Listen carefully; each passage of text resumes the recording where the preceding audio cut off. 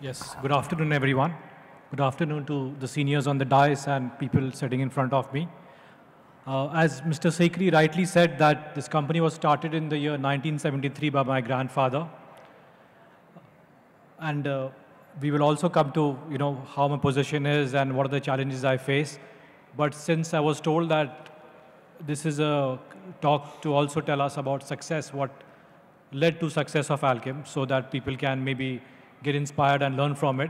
So, in a lot of times in business, as the previous speaker also said, that money is basically a weak motivator.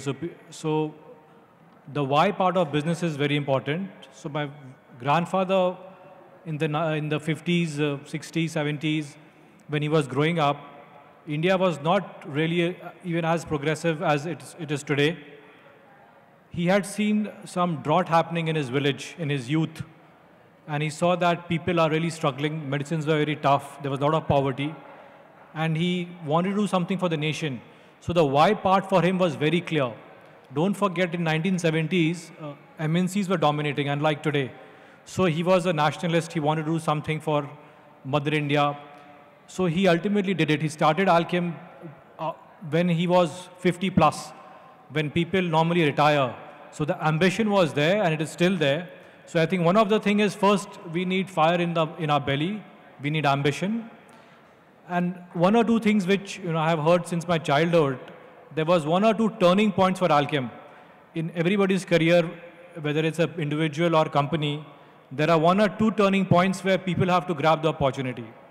So I remember in early 90s, there was a molecule called cefotaxime, and Mr. Sikri mentioned about it.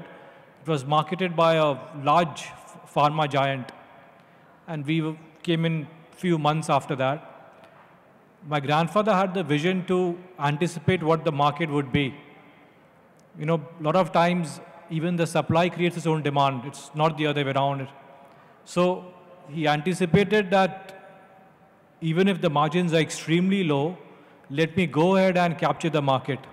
That time it seemed very foolhardy. People said, what is he doing? He doesn't know, there's no money in it. Ultimately, it's business. And the current price is 1/5 of what the price was that time. So the raw material price also came down because of economies of scale. The brand was called Taxim, and today Alkem controls 75% of the molecule.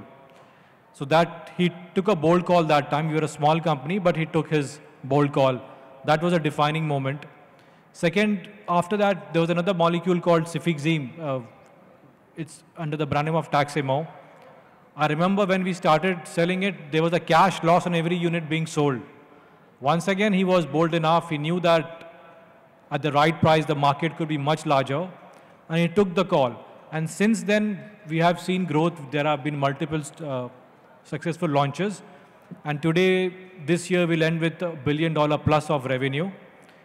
So another most important thing is that you take your chances when it is right. And I also must mention a couple of points. So a lot of times we can also learn from failures, not just success. So when I look back, what is that Alkem could have done much better so that others can also learn from it and avoid it? I think we were so involved in our success of antibiotics and acute drugs that we were enjoying it so much, we forgot other opportunities. Like chronic segment, we entered very late, 15 years later than competition. If we had entered on time, we could have been a top 3 company. International business, again, success made us so focused on just India that we diversified pretty late. So we entered the regulated markets, again, maybe 15 years down the line. So, when you're enjoying success, one should also have an eye, what could be the next big frontier?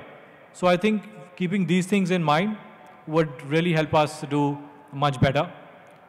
With this, I'd like to thank all of you. Thank you.